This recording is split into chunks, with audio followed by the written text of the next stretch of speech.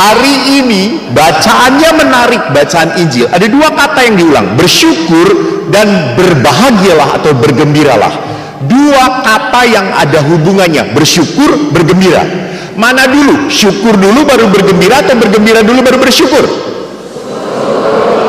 Syukur dulu baru bergembira.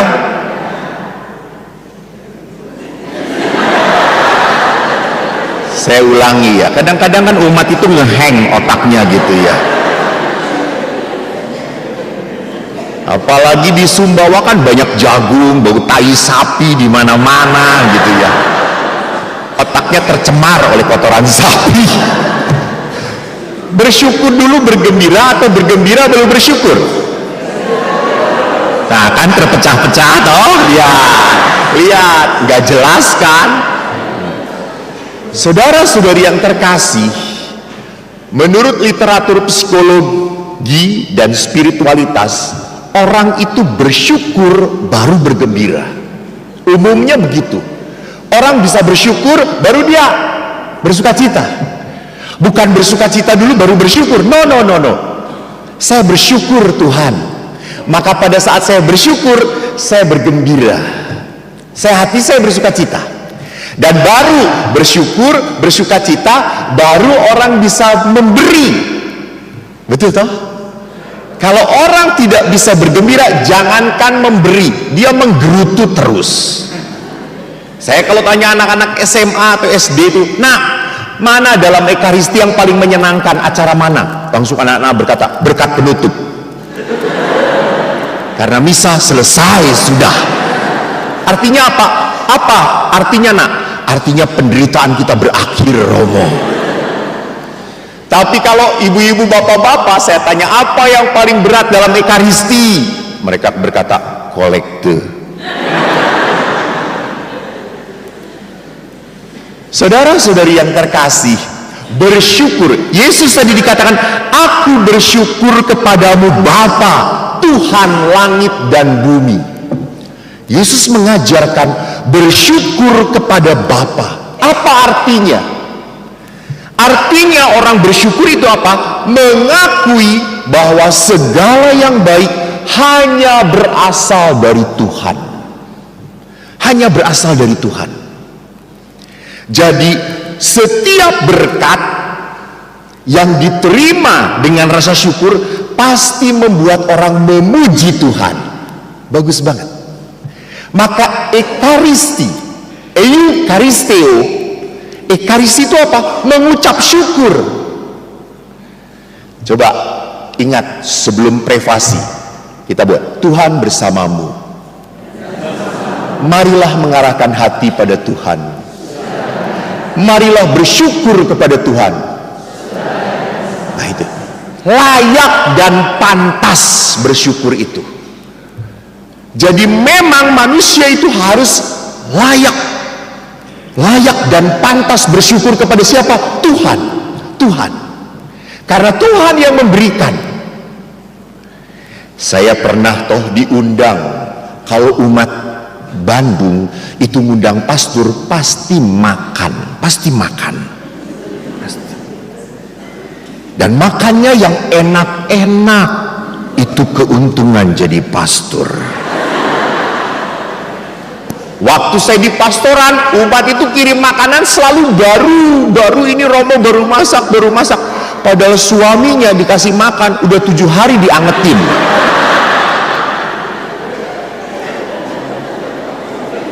Sampai apa sayur ibu-ibu merasa berdosa. Iya Pak, maaf ya Pak ya gitu ya.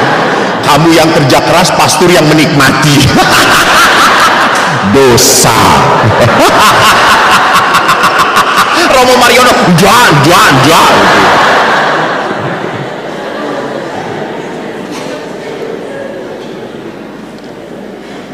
Waktu saya diundang makannya enak, steak. Tahu nggak steak? Oh tahu tuh orang Sumbawa.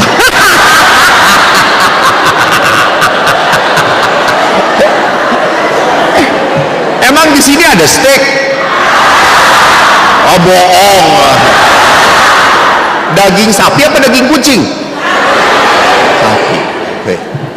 Saya diajak makan oleh umat, steaknya mahal Romo. Satu steaknya kurang lebih 2 juta. Pasti Romo Mariono belum pernah. Karena Romo Mariono kelihatan dari wajahnya yang miskin,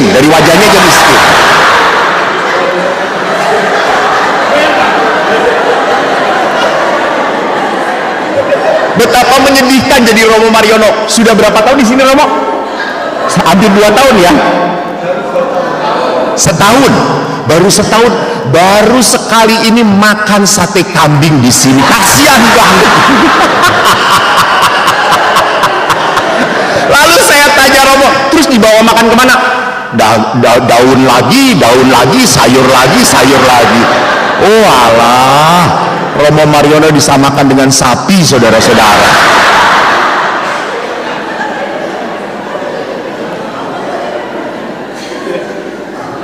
Lalu stik itu mahal, dan di atas hot stone, panas batunya.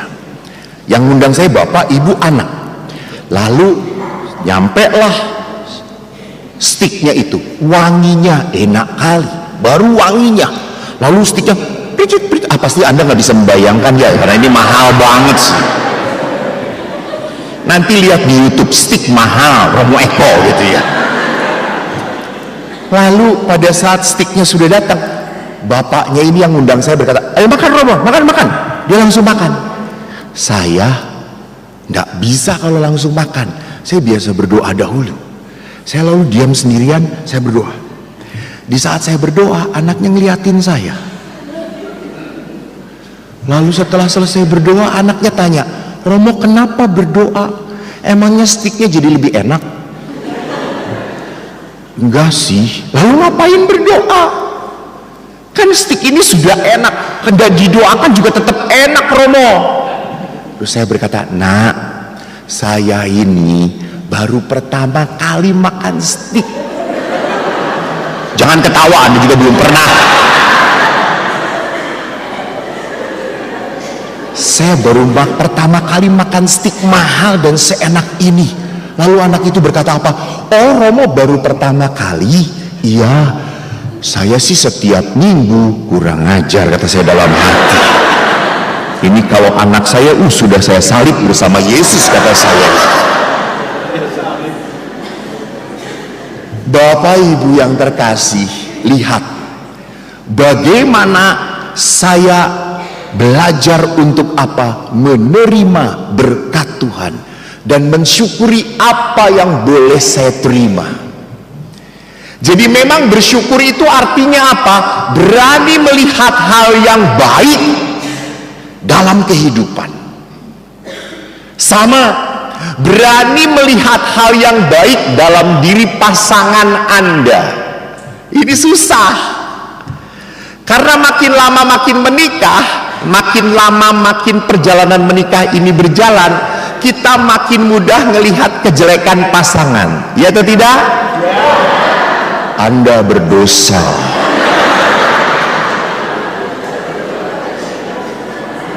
Romo mendidik apa sampai seperti ini umatnya Romo? Oh emang seperti itu ya. Jadi lihat, kita lebih mudah melihat kejelekan. Maaf saudara-saudara, hanya setan yang seperti itu. Setan selalu membuat kejelekan, Allah membuat berkat. Kalau kita tidak pernah bisa melihat kebaikan dalam diri pasangan Anda, hati-hati. Berarti apa? Anda bodoh. Tahu orang jelek kok dikawinin.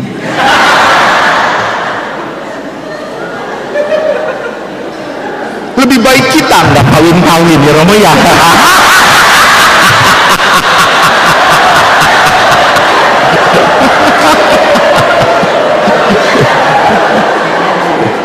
Tapi ya Romo Mariono bisa dimengerti nggak kawin-kawin karena nggak ada yang tertarik kali ya Romo ya. Saudaraku, lihat bagaimana di dalam rekoleksi nanti kita belajar untuk apa? Bersyukur. Itu yang membawa apa? Membawa perkawinan ini menjadi berkat. Menjadi berkat. Saya berani melihat hal yang baik walaupun sulit sekali. Tidak gampang. Kenapa tidak gampang? Karena seringkali hati kita dipenuhi dengan kekesalan, kemarahan, kejengkelan gitu ya. Mana bisa bersyukur Romo? Lihat kalau dia tidur.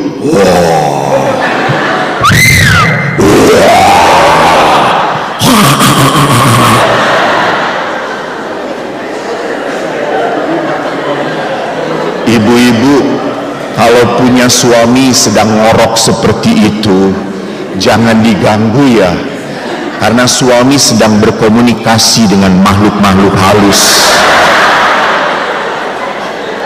Biarkan.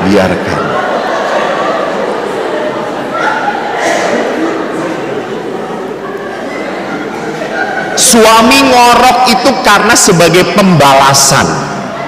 Karena kalau dia bangun, istrinya bunyi terus.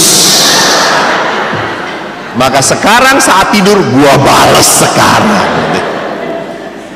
Jadi kita belajar untuk apa yang dikatakan Yesus, bersyukur kepadamu Bapa. Maka dalam rekoleksi nanti kita akan belajar selama 3 hari. Tidak hanya mendengarkan, tetapi saya juga harus belajar. Belajar apa? Mensyukuri. Di dalam surat Rasul Paulus dikatakan, bersyukur itulah yang dikehendaki Tuhan. Tuhan itu mau supaya hidup kita itu penuh syukur, bukan penuh gerutu, bukan penuh komplain. Karena apa? Di gereja itu banyak sekali kritikus. Melihat pastornya nggak bisa khotbah. Melihat kurnya fals. Lihat lektornya nggak benar. Lihat gerejanya kotor. Tapi dia sendiri tidak mau terlibat.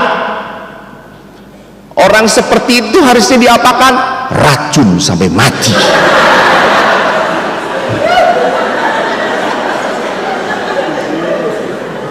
Dia cuma pandai apa? Ngeritik.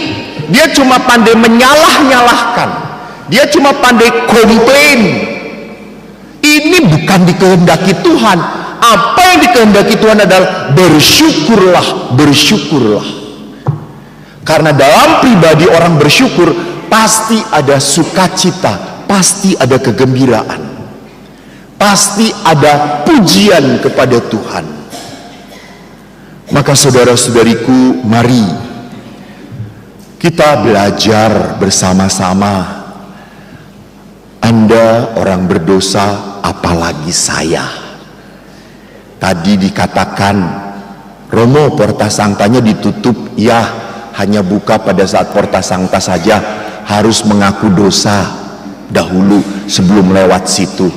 Terus saya langsung berkata dalam hati, Tuhan ampunilah saya.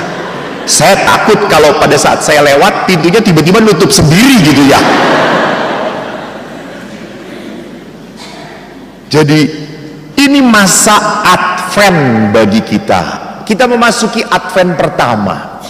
Karena apa? 4 minggu lagi kita akan merayakan kedatangan Yesus, merayakan Sang Juru Selamat. Maka bersyukurlah.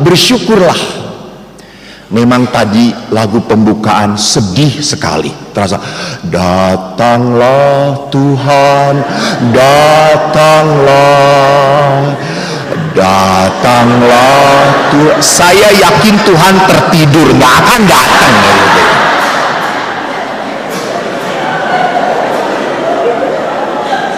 Kan kalau orang gitu datang, ayo datang, pasti Tuhan dijawab nggak mau gitu ya.